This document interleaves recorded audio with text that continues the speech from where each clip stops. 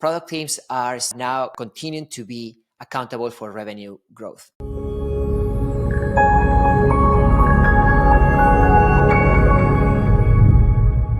Welcome back to this week's episode of The Executives, the show where we navigate the intricate world of executive leadership, exploring strategies, insights, and personal stories of successful professionals shaping the global business landscape. I'm your host, Majid, and joining us today is Carlos. Carlos is a seasoned entrepreneur and founder and CEO of the Product School, the global leader in product management training. With over 15 years of experience in building digital products and global companies, he has shaped the careers of countless product professionals. Before Product School, Carlos founded Flock, a leading online education marketplace in Latin America, and participated in accelerator programs like 500 Startups and Startup Chile. He has also co-authored the Product Book, an Amazon bestseller, and has spoken at over 1,000 events worldwide. Passionate about innovation and education, Carlos continues to push the boundaries of product leadership. Let us welcome Carlos. Hola, Carlos. Bienvenido a mi podcast. Well, thank you so much for having me. So I'm very grateful, by the way. Thank you so much for taking time to speak with me. I'm truly honored because I've been following Product School for a while now, and it's really cool stuff that you do. I think it also inspires people to move towards product management and also helps people, right? But I try to do justice because you're very experienced, but would love to give you the stage to also tell about yourself, who is Carlos. Well, thank you. I think that is a great way to start because a lot of entrepreneurs or CEOs, when they are asked about who they are, they start pitching their company. So I'm going to try to tell you more about myself. So I'm originally from Spain, moved to Silicon Valley 15 years ago because I always loved technology. And I wanted to be closer to my idols back in the day, like Steve Jobs. So I started computer science in Spain. I come from a family of doctors, but I don't like blood. So I chose numbers. And the thing is, in engineering, I didn't want to become an engineer. It was kind of ironic. I love the technology piece, but I always was curious about how I can connect that to business. So that's kind of, those two things are what led me to Silicon Valley. My dream was always to start a tech company, and ended up doing business school at UC Berkeley. And that opened my eyes because I was able to connect with many other engineers that were thinking business like myself. At the same time, I realized that business school, I wasn't really learning how to start a business. It was all very high level stuff, which might or might not be useful at some point, but it wasn't really optimized for my learning goals. And that, I think, is what led me to ultimately create a school that is in between an engineering school and a business school, a product school, which is exactly what I've been trying to do for my entire life. I'm married to a woman who's from Kazakhstan, and I have two beautiful kids who are 5 and 7. They were born in the US. Oh, that's cool. So you know palau then, the one of the most famous dishes of Kazakhstan, right? The rice with meat. So it's a pretty cool dish, right? Well, Yeah. that's an interesting journey. I mean, product management has been sort of first. It was hard to explain what is product management. Before it was project management, and people often used to be confused, right, about the whole thing, right? That product management is equal to project management, which is not true. But before we dive into the serious topic, I do have a fun question that I was thinking. It needs to be out of the box because product management is out of the box thinking, right? So I would love to understand what is your go-to karaoke song? Uh-huh. Oh. Oh my God, you caught me there. Um, this is from my student days. Okay, I haven't been a karaoke in a while, but I always thought that I sing well. It's not true, but I told myself I'm a good singer, and always try to sing either Julio Iglesias or Enrique Iglesias, who's his son. Okay. But it was, I caught you off guard, right? I did a good job of a stakeholder, like a Totally. cool. But today we are discussing, I have a fancy topic because product management, we only do fancy, right? So the product leader, so to say. So the topic I have is that empowering the next generation of product leaders, insights from building product school and also ProductCon. Because I've been to ProductCon. I'm not gonna say like not sugar coated. It's my honest opinion. It was a 1 day conference. It was a different kind of conference. There were, I think, very few stalls. Like, I don't even remember how many, but very few. So you could actually listen to people, like powerful leaders who have been to the top. You come out, you network with people, you go back in. You come back out, you network, you go back. And it was like 1 day, and that's it. After like the day ended, we flew back. So I came from Germany to London to attend it, and then I came back. But that was super cool. And you already touched briefly, like, why did you start product school? Like, what was the inspiration? Let's first take a step even back and explain to people, because there are people who are not product managers who don't know what is product school, to explain to them what is product school. Yeah, well, Product School is the global leader in product management training. I started a company 11 years ago before product management was cool. So a lot of the people that would come to us at that time, they had the questions that you were mentioning before. Like, what is the difference between product management and project management? Do I need an MBA to become a product manager? Do I need to be a software engineer? What's the market opportunity? How many companies are out there hiring product managers? So happy to go into all of that, although obviously we're in a whole different reality 11 years later, where product management is mainstream. And a lot of those questions have been answered big time, right? When we look at the amount of chief product officers in the Fortune 100, is over 50% for Fortune 100 companies with already a chief product officer, which means that product is there. It's not only there, it's at the very top. And that those companies, by the way, are not always in technology. We're talking about companies in oil and gas, in consumer packaged goods, in retail, which means that this thing that kind of started for technology companies in Silicon Valley is now widespread across the entire world, and it's applicable to any kind of company in any industry as well as in any location. So in that sense, I cannot claim that I had that powerful vision. I had an idea and I got lucky, because it's true. It ended up working out very, very quickly. I found product market fit very quickly. But for maybe others who are still thinking about what the hell is this? Why is this guy here? I have no idea what product management is about. Well, to me, product management, or in this case, software product management, is about building digital software that solves customer problems, and it's done in a way that is viable for a company, right? So it's not about solving any kind of problem at any cost. You are building a digital solution software that is solving a customer pain point in a way that the customer is willing to pay, and that is becoming viable for a business, so they can continue reinvesting in the growth of that business. Nicely explained, right? So one example I give to people, I saw one company recently. They sell hardware, like hardware in terms of like machines and so on. They had two product officers, chief product officers. So one was called a chief product officer who dealt with hardware, and then there was a chief digital product officer who dealt with all the software. And we are talking about a business that does over 1.5 billion or something. So that shows, like, institutions like yourself, for product school, has actually done a significant role in educating and training companies that, look, it's not the same like hardware. It's a different kind of profile. You need a different kind of mindset and so on. Because I also work in software product management, right? So I have an understanding of how product management works. I've worked in different industries, so I have a very good understanding. Now the journey would have been very sort of up and down, right? It's a startup as well. Now I don't know if you still call yourself a startup, but product school started as a startup, right? And now I know that it has grown to a community of more than 2 million. I'm sorry if the Yep. number is wrong, but it's more than 2 million as far as I know. What were the biggest challenges that you faced when you were scaling product school to this level of where it is right now? Yep. It's funny when you mentioned about the startup, because I think companies always try to call themselves startup when they're getting started, and then they got to a certain stage where they try to say, no, we're not a startup anymore, just to pretend that they're much bigger.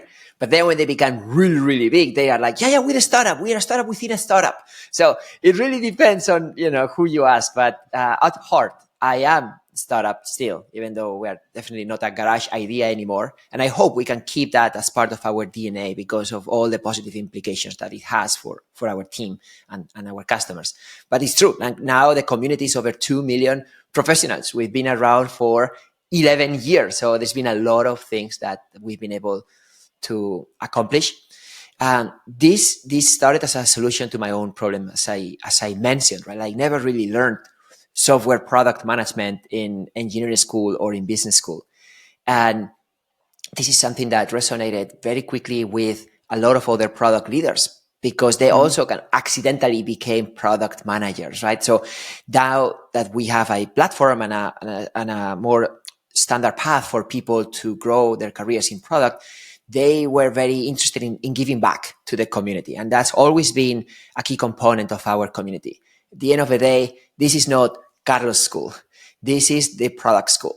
And I invite the absolute best product leaders that are actively working at incredible companies such as Airbnb, Netflix, Google, Uber to contribute back, right? They keep their full-time jobs and they participate as instructors on weeknights or weekends because all of our trainings happen outside business hours. This way, students who are all professionals with full-time jobs don't have to put their lives or works on hold.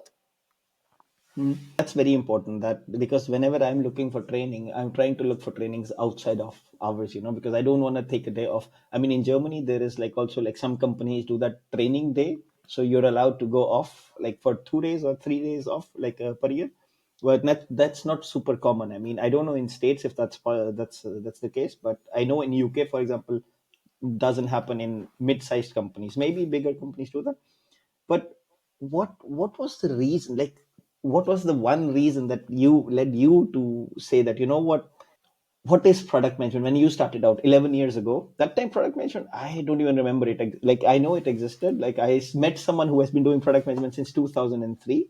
So long ago, but 11 years ago or 2012, 13. So it was still not as common, product management. But what was the thing that brought you to this particular field? Like, what was your history about coming into this interaction? Yeah, totally. Well, first of all, as I mentioned before, it was a solution to my own problem. I've always been very entrepreneurial. I started 2 companies before, always in education. I've always had a love-hate relationship with education because on the one hand, I'm a curious mind that is always trying to learn stuff, but I'm also very critical, right? So I remember like in the traditional education system, I wasn't always inspired by those professors. So I was always questioning, but why am I learning this stuff? Like, can I learn from someone else? Can I learn something else? It felt like very constrained. So I think if you put those 2 things together, my love-hate relationship for education, my entrepreneurial spirit, starting other educational businesses before product school, and ultimately that product is my passion. This is something that I've been doing myself. As a founder before, like I was always the one setting up the website and also trying to sell online, trying to have conversations with customers. I had no idea that was also called product management, by the way. So I was doing it without having the right label for it. But it always felt like, I was trying to figure things out. So after so many of those experiences, plus multiple conversations with different professionals, including some of them that were OG product managers, like the one you mentioned, I was like, oh my God, it seems like all of this stuff that I've been doing is called product management. So I'm going to literally find the best way to start offering this type of training so other people can have a more straightforward path if they want to grow their careers in product. And then I said, but what are the elements of the traditional education that I also want to disrupt? It's not just the topic in itself. It has to be like the format, right? We talked about offering these trainings on weeknights or weekends to optimize for professionals. But also the fact that our professors are not teachers. They are practitioners. They're actively working as product leaders at some of the best companies. So you really, as a student, want to be like your instructor. There is the direct connection. And I think the other aspect is the type of people in the classroom. Like I remember in traditional education, like not everybody was there because they wanted to. They were there because their parents wanted to or because they had to for other reasons. Here, nobody's forcing you to show up. Like these are all really curious, high energy professionals that want to continue growing their careers. In many cases, they're paying out of pocket. So they also have this extra incentive to prove ROI. So I think when you put all of those elements together, you really create magic. And normally, like, because I know you have different certifications. So one is for beginner product manager, and recently I saw you are doing something in AI also for product management.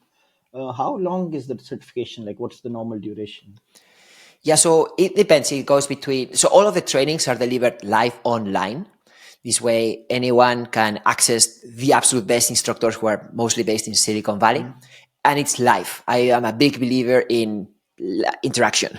I don't believe in online, in videos only, and just hoping that that person will suddenly figure things out. That said, the duration is between 15 to 30 hours live online, depending on the subject. And you're right. Like when I started the company, we only had one certification because at that time there wasn't that much really for for someone to become a product manager. Now it's a whole new world with so many different specializations, right? So we have a certification on artificial intelligence for product, another one on product growth, on product marketing, product leadership, which is beautiful. That means that the industry has evolved so much that even though the bar is higher, there's also much more upside for people who are continuing in this trajectory. I mean, I 100% agree. I also saw like because I've been in product since 2011, so I've been one of like the early adopters of product management. And when I heard the role, right, I was like, what does this person do? I always heard a project manager, like project manager, and then suddenly like a guy from US was like, the CTO was like, Majid, you should be a product manager. I was like, okay, and what the hell should I do? So he was like, your first task is to find a product market fit. I'm like, isn't that the job of a marketing person? Because I didn't know that. I'm an engineer, right? So I was like questioning, like, I don't know what you're talking about. But connecting the dots, right, between like product school and also the conference, like product con actually has, I think it is like, I think it is the largest product management conference that happens, right? Twice a year, if I'm not wrong. So it happens 3 times a year in San Francisco, New York, and London. It's called ProductCon. And yeah, we bring together over 2,000 product leaders at a time. And we also live stream it. So we allow anyone to enjoy the event as well. We typically get around 10,000 live views from there. Because ultimately, I think of my company as a community, and we monetize our community through training, which is what we were discussing before. But we have much more than that. And over 90% of our resources are actually free and available to anyone, including the conferences. So we're big on offering this type of access to high quality education. In addition to our conferences, I host a podcast. As you know, it's funny. Today you're having me on this side of the table, but I'm typically on your side of the table interviewing chief product officers from really incredible companies. I published the product book. We have a job board. We try to create thought leadership with the only intention to just level the playing field. I mean, I've read the product book as well. I mean, if anyone comes to me asking for product advice, I'm like, it's a free book. Go there, read it, and also listen to the podcast. I mean, it's a pretty easy to follow podcast. I'm like, if it becomes too complex, skip the episode and move to the next one. Because the thing is, product leaders have a more strategic approach. They have this tons of experience down their sleeves. I'm like, and then they have the blog, and then there's so much content just on one website that you don't need to go anywhere else. You can just learn a lot by just browsing a single website. So I can tell you what to do, but it's better if you explore as well a little bit. And thanks to AI, now you can actually ask AI, hey, I want to learn product management. If you're completely new, right? You can Yeah. actually ask AI and get so much information, and it will still send you to product school's website. Hey, what, go here, like look at these links, because those are the most important things. But now ProductCon became the largest conference, right? So how did you actually approach the organizing, or what came to your mind that, what, we need a conference now? Yeah. Well, I'm always thinking about how else can we spread the word and make product really top of mind. So the first one happened in 2018. And obviously I had this big ambition to make it the largest conference in the world for product people. Although, by the way, there weren't really that many, so it wasn't too hard. But still, I had never done a conference before. So I decided to just give it a try. Like, what is the worst case scenario that nobody shows up? Of course, it would be horrible for my ego. And also, I had to put a down payment for that venue where we were supposed to have a lot of people. But we took a risk on that. And we did it in San Francisco, where I live. And I also knew so many product leaders. They were already instructors in our school. So from that perspective, I had the right to win. I had a decent brand. I had the supply in terms of the speakers. We had a relationship, so we didn't have to also invest in paying them, to do that, because there was an additional benefit to them. So anyway, we decided to still take a risk, but it actually worked. We had around 200 people show up, and we even had a wait list. So that was kind of an indication that, okay, there might be something here. And some people gave us feedback about, hey, I don't know. Some people flew in, and I don't live here. Would it be possible to, in the future, do a live stream? So, we start getting feedback and learning about how can we iterate it. So in a way, we treated it as a product, or applied the same type of mindset, and decided to iterate. So from there, we ended up expanding to other locations. New York and London are our biggest tech hubs in terms of student concentration, but also product leaders who work in some of the top companies. So it made sense for us to expand that way. I think the online component was very powerful because ultimately democratized access to anyone who wanted to just learn and be part of the experience. And we ended up investing in hiring a conference producer, because the first one, I pretty much did it myself with a couple of volunteers. And now it's a whole new world, right? We have a dedicated conference producer and a marketing team that takes care of the promotion, the content. All of the talks now are being recorded, edited, uploaded to our YouTube channel. All the slides are distributed. So there's much more that goes behind the scenes, but I think ultimately it was all about starting and not being afraid of not achieving this ultimate goal, and also find the angle, what is my right to win, and trying to be scrappy to try to minimize the risk of failure. I think that's the biggest property of a product manager, right? Just do it. Just don't think about too much. When I was also launching the podcast, I sat down with one of my friends who's a producer. I told him the whole plan. I said, the thing is, I want to go with an MVP approach, like a POC, to see if people will even listen to me or not. And he said, Majid, then what are you waiting for? Just do it. And I literally started with buying €100 camera because my laptop's camera was not good. So that was the only investment. I launched it, and first video I posted got 10,000 views. I was like, what? What's happening here? Because my podcast is more general, right? So it can be listened to all kinds of people.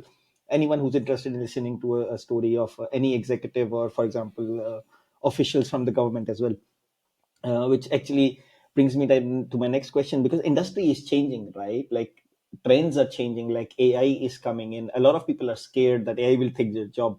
What is your view of the industry? What do you see as the biggest trends shaping the future of product management? Well, I want to give you a preview of what I'm going to be talking about our next conference. We're doing ProductCon London, and my topic is around the future of product. I actually like to do that every year at the beginning of the year, because we try to gather insights from our community. And I'm privileged to have access to so many of these people. And I am the one asking the question that you just asked me. So what I'm going to share is basically a summary of what I've been gathering from other executives that I respect. Here is one. We've been talking before we were talking about the rise of the chief product officer, and how now over 50 companies in the Fortune 100 have a chief product officer. That's amazing. The next level, what I'm seeing is the merge of the chief product officer. Many other organizations, they still use other terms. They would call it chief digital officer, chief product and technology officer, or even chief operating officer. The point is not how we call it, is what it represents. And now we know that product is strategic. Product is business. Product is not just, I'm going to build the thing. It's not a cost center that is trying to build a solution based on what someone from business requested. It is us bridging business side, go-to-market side specifically, with technology. So that is going to continue happening. And we are now seeing that the lines in between the functions are blurring a little more, which I take that as a positive, because ultimately what I care most about as a business leader is business growth and a return to shareholders. So if we want to use a different terms for what product management is supposed to do, so be it, as long as we do it in a way that is making a positive impact. The second trend that we are noticing is the fact that the product teams are not growing. I don't see any indications that make me believe that companies are going to increase their headcount. That doesn't mean that they don't have a budget. That doesn't mean that they don't have an increased expectations. But in terms of people, the expectation is not to grow the teams. And this is because of artificial intelligence for the most part. We've seen that now the teams can be much more efficient. And in fact, I mean, the expectation for the product team is that they are one of those leaders who are paving the way for other teams to realize the benefits of AI.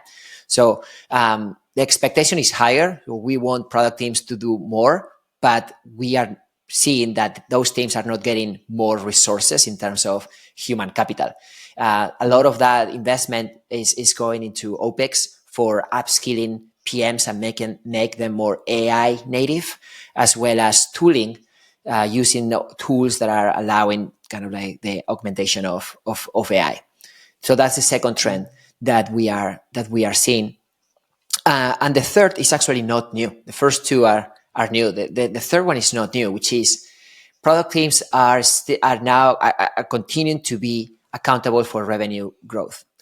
I think I shared that for the first time last year, and that created kind of like a little bit of a shock, because it's not common, or at least it wasn't that common back in the day, that a product manager or product leader would be accountable for revenue. That sometimes sounds more like a sales goal for the chief revenue officer. But if we're saying that the product team is bridging go-to-market with technology, if we are saying that this team is at the cutting edge of what the companies are doing as they reinvent themselves, if we are saying that these are the teams that are supposed to also augment the impact out there, it's only fair that they also own the number.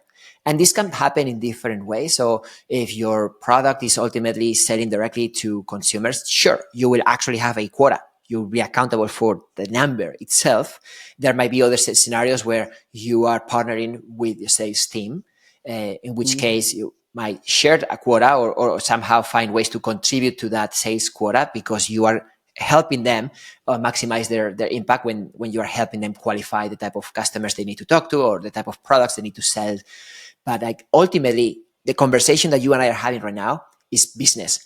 I didn't say anything about technical responsibilities, because that is something that is now becoming more of a thing for technology teams or for the office of the CTO, and we're seeing how the office of product is becoming more of a business function.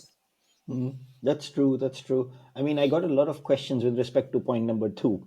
So would love to ask you more about that, because oftentimes product managers are like, they're not sure how can actually AI help them, like how can they use AI, because they are scared at one point that content can be generating using AI, right? So for example, if you give a good prompt to ChatGPT, it can even craft you user stories, user story map, and so on. But then on the other side, there are people who are actually willing to learn more about AI and how can their lives become better. So what would be the advice that you would give these people who are like, what, I want to improve my life with AI. I want to become a better product manager thanks to AI. Like, what would you give them? Yeah, well, first I'll tell you what we did as a response to that, because we launched the first certification on artificial intelligence for product teams, which is literally the solution for people who are willing to embrace that as an opportunity instead of just be afraid of it and hope for destiny to play out. So I agree with you. I think now, like the same way back in the day, like the product managers that figure out how to be more self-sufficient by using low-code tools got an edge compared to the ones that didn't have that capability. Now is a similar concept applied into this AI world, where you can really 10x your impact by leveraging this technology. You can be much more powerful if you now become more of a curator or an editor than a creator. And what I mean by that is now you don't need to start things from scratch for the most part, right? You need to create a PRD from scratch.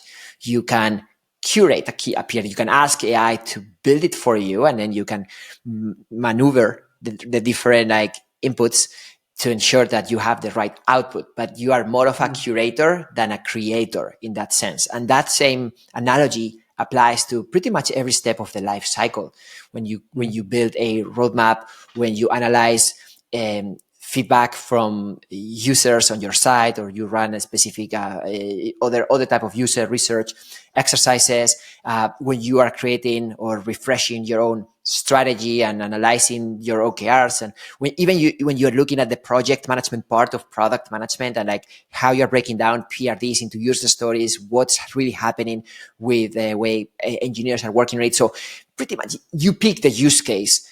There is definitely an opportunity to leverage AI to make you more efficient. That is my kind of people, right? And that is what we try to teach to that next generation of product leaders. I mean, and because normally, like when you hire someone, right, a product leader or someone, you have these qualities in your mind, right, that you're thinking that I would like that this person possesses quality number one, quality number two. So, what are these qualities? What are the most important qualities that you actually look for in a product leader? I look for 1, 2, 3, and 4 components. And I'm telling you at the highest level. Then we can break it down into specific competencies. But for me, it's producer, expert, leader, and manager. None of those 4 buckets can be 0. Because if you try to multiply and one of those is 0, then you basically get a 0. What do I mean by each of those components? Producer. Producer ultimately is someone who has built stuff. Like, I can't understand how someone can be considered a leader if they've never been on the ground, literally empathizing with other builders.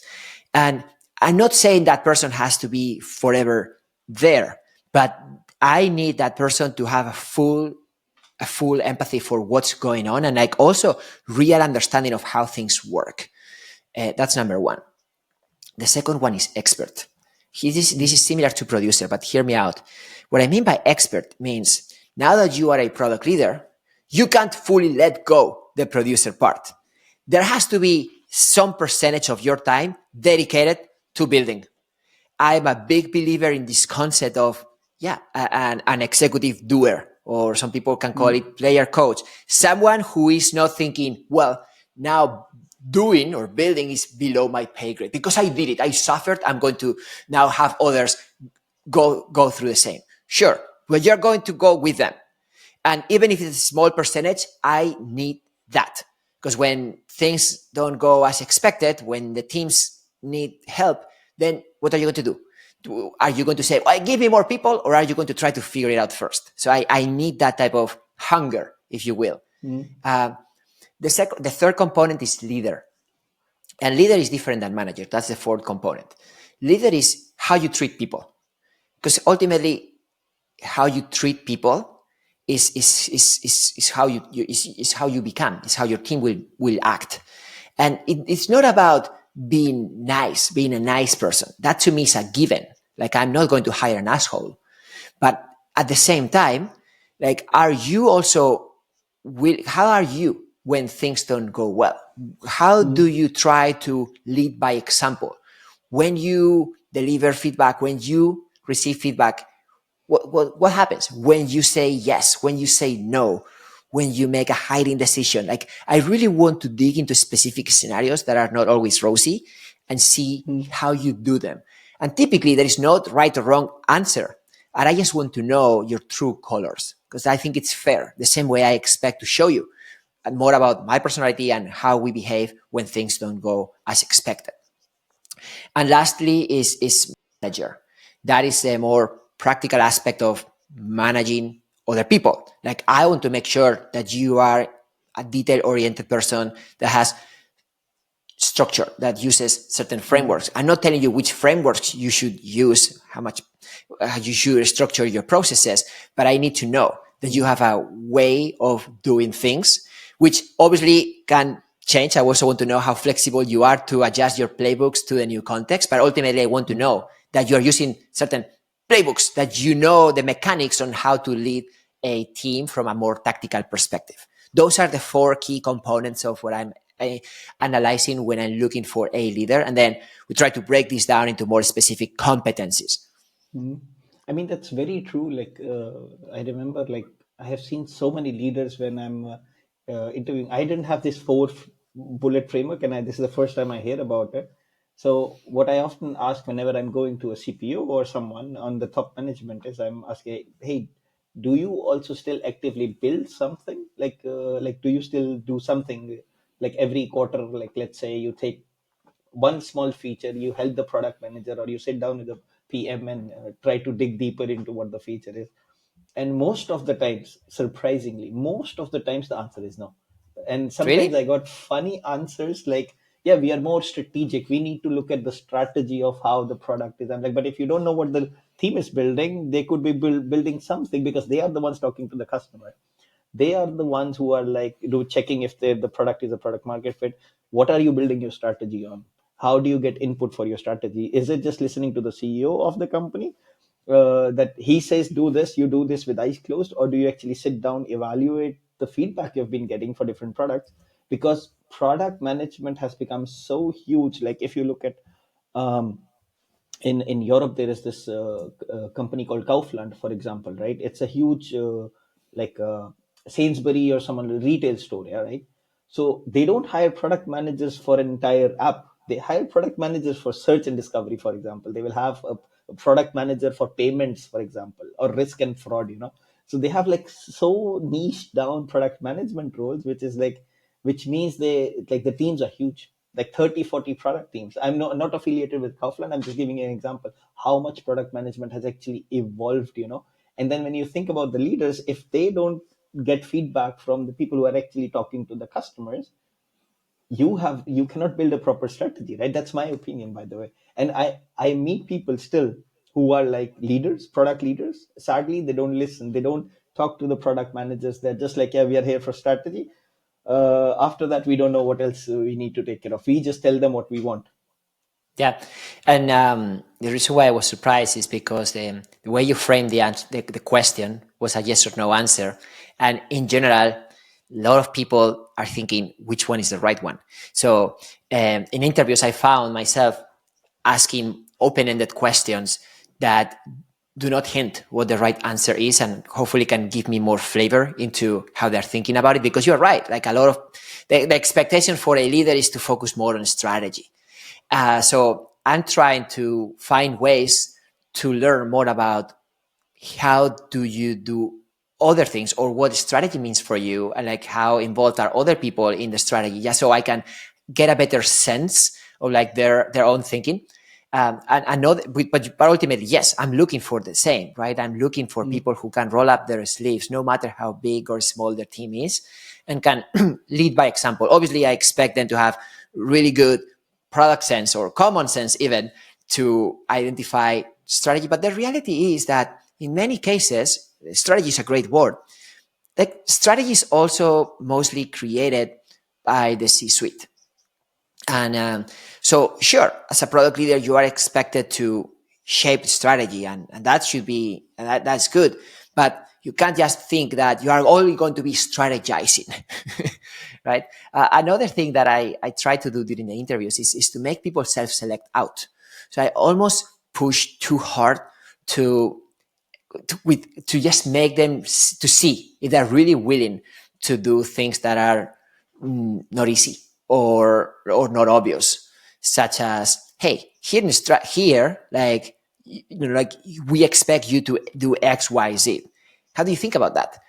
And then you can tell, if someone is really willing to take it, because the whole point of product management is not, it shouldn't be for everybody. Like this is not always sexy, and I get it. Like I'm part of the problem, right? We made the role extremely sexy. Like you look at speakers in our conference or the guests that we have on the podcast, and they are like mega CPOs at like Airbnb, Netflix, whatever. It's like, oh yes, but that's not what they do every day, right? Like they don't go on stages to give master talks on their strategy. That's a small piece of it. That's extremely rewarding. But they're also there grinding and sweating like anybody else. So I also want to see if the people that I'm trying to bring on have what it takes to not always be the one giving the talk. Mm. No, that's nicely put, right? I mean, I have seen. I don't remember. It was a small little startup, so the it was like the CPO. I think he had like four product managers, And I remember one product manager went on maternity, so I was just consulting them from outside, and then the second product manager left. So the CPO was hiding, but what he did was I really respect him for that. He literally rolled up his sleeves. He said, "You know what? Talk to the dev team. I'm your product manager till we find you one, because I don't want the other two to be burned out, because it was managing two product teams is a lot of work." So he asked me, "Majid, can you take over one team for time being till we find someone?" And we asked the talent acquisition person that, "Hey, put give more gas, like make sure that we hire someone quickly, so we can actually have as less time." But he literally was writing user stories. Imagine a CPO with lots of experience down his sleeves. He has worked in different corporations, was literally writing user stories. And I love that about him. I was so happy when I saw that. I was like, you know what? If I be ever a leader, I was still young, right? I was still like a product manager at that time. I was like, if I ever be a product manager, I would love to be like this. This person literally did not overburden his team. If he wanted to, he could have been like some of the CPOs out there. You know what? Now you guys have to manage the other two teams as well, without considering that this would actually burn the team out. And oftentimes the reason why I started this podcast is, oftentimes like who are people who are not in the C-suite are thinking that C-suite is an easy job. You just have to tell people, do this, do that, think of a strategy, it works, it doesn't work. But it's wrong. So I have been a director myself, and I realized that it's actually so much harder, that you have to make sure that the people who are reporting to you get the work done. So the people reporting to the people you are managing get their work done. So it's like the whole chain needs to do their work. So everything falls on you. So if they don't deliver, you're responsible. I love that. That's exactly what I expect from my executives. I want them to feel the level of responsibility and go to sleep thinking about, oh my God, if this thing doesn't go well, it's on me. It's not like I'm just going to blame it to the next person down the chain. So I don't think that feeling will ever go away for the people who are really hungry, curious, and responsible. So my role as a leader, as a hiring manager, in some cases, is to look for those personality traits that I know are going to serve me well. I mean, I agree with that, and which brings me then to my next question about challenges. So what are some of the challenges product leaders normally face? What you have seen, especially considering that it's in high growth environments, and what strategies do you recommend that you utilize, or you have seen other product leaders like taking care of? Well, based on the three trends that I mentioned before, like the merging of the titles at the top, the size of the product teams not getting bigger, even though the responsibilities are, and also the clear orientation towards revenue growth. I like to treat people like adults and recognize that, first of all, the two most common feelings in a work environment for employees are fear and anger. Just let that sink for a second. Like it's not always rosy. Like for most people, I'm not talking the ones who are usually at the top making the decisions. They tend to feel scared or angry or both. And anger typically is a secondary emotion. So it can be triggered by other feelings. Could be hurt, could be jealousy, could be any other feeling.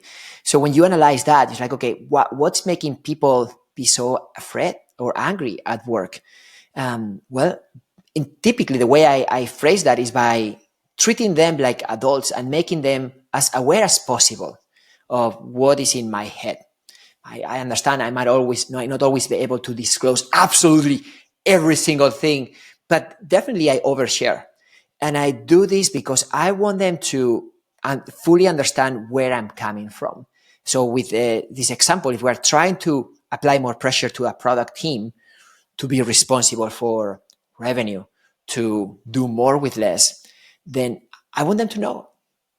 I want them to know, and I want them to feel it for a second, and then from there see what they can do about it. Because if they don't know what my expectations are, then of course they're going to be more afraid. Because no matter what they do, they might never know if it's right or wrong, or like how can I ever please someone if I don't really know what they want to do.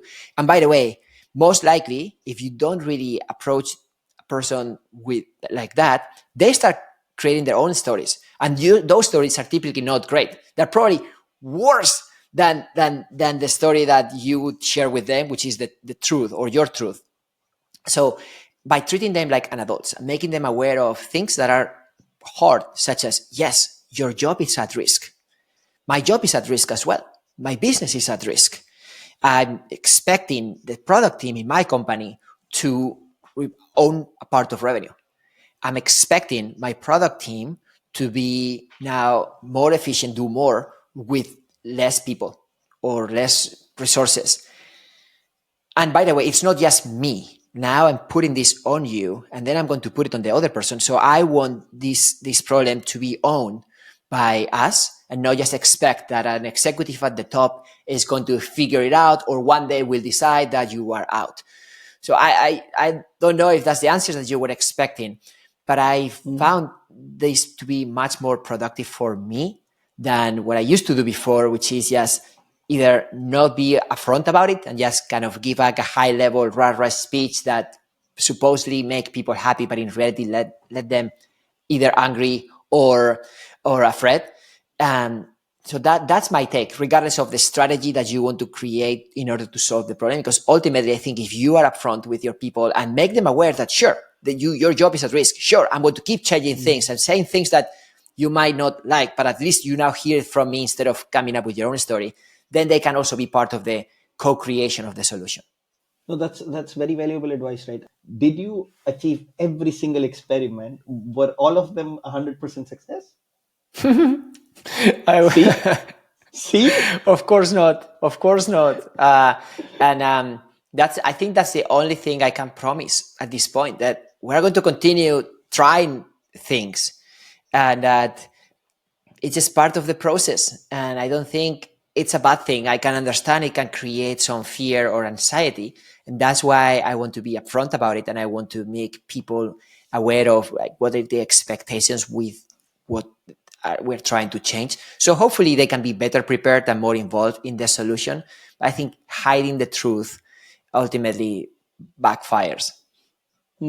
That's true. But now coming to your role as a CEO, I want to switch a little bit from the product management part towards more the CEO of a rapidly growing company, right? It's a for-profit business. So what are some of the biggest leadership lessons that you have learned along the way? 11 years is a long time.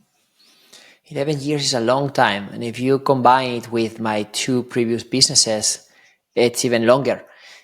For me, seriously, coming from an engineering background like you, I never really learned about feelings, which is now exactly what I do for a living.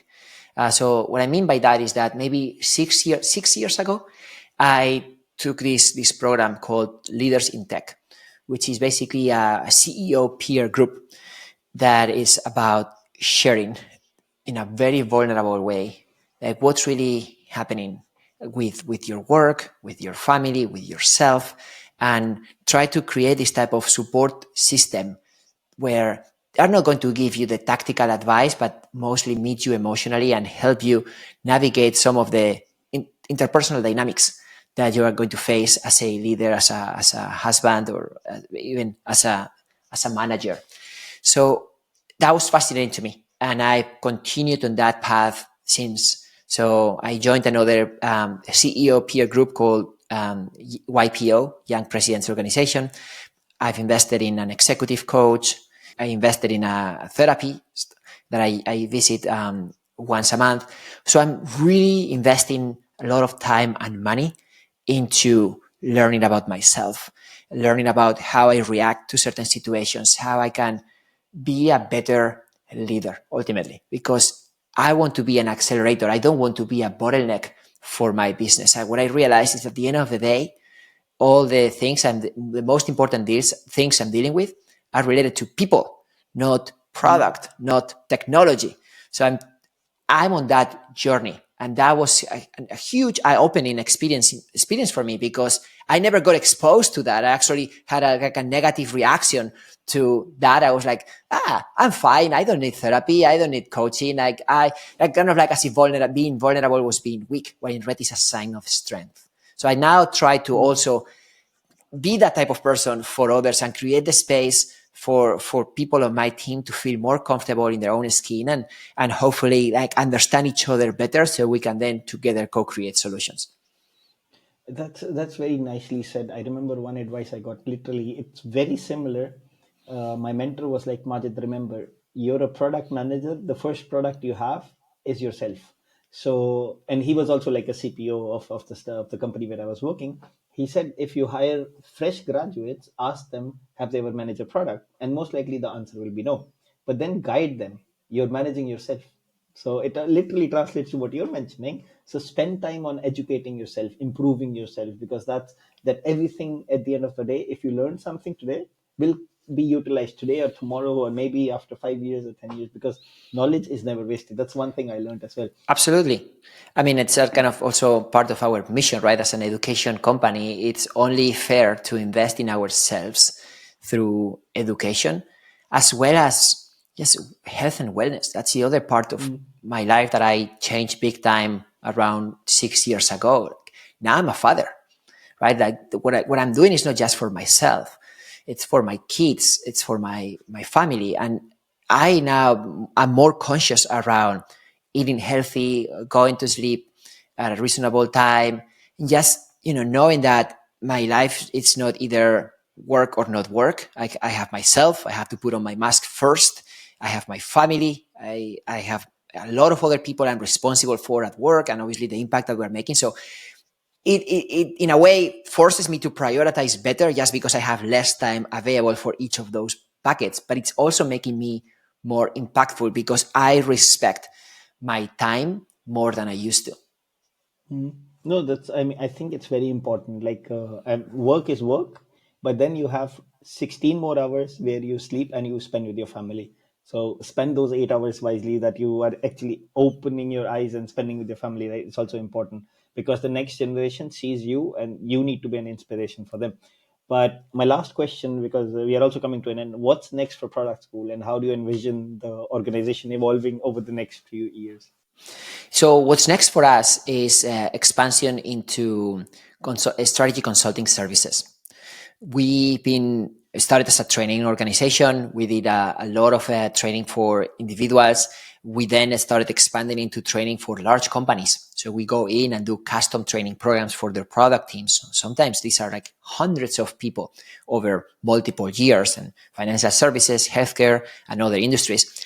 Now, what we are noticing is that a lot of those companies that we are serving need more strategy consulting support in order to make their trainings more effective. Because ultimately, this is all part of the same. A lot of companies would call it transformation. Like, how can they continue leveraging product as a business lever for their business? How can they use product to grow revenue? In order to do that, it's not just about consulting the leaders. It's not just about training individual contributors. It's about crafting this whole package that involves everybody at different levels. So ultimately, this can drive the results that they are expecting. So we expect to see much more of Product School offering product strategy consulting in addition to our training services. All right. No, thank you so much for that. I mean, sharing that. I mean, I wish you all the very best with the strategic consulting. I am sure you will make waves in the whole product industry as well. And I'm looking forward towards that and hearing more about it. So thank you so much, because we are also towards the end of the podcast recording.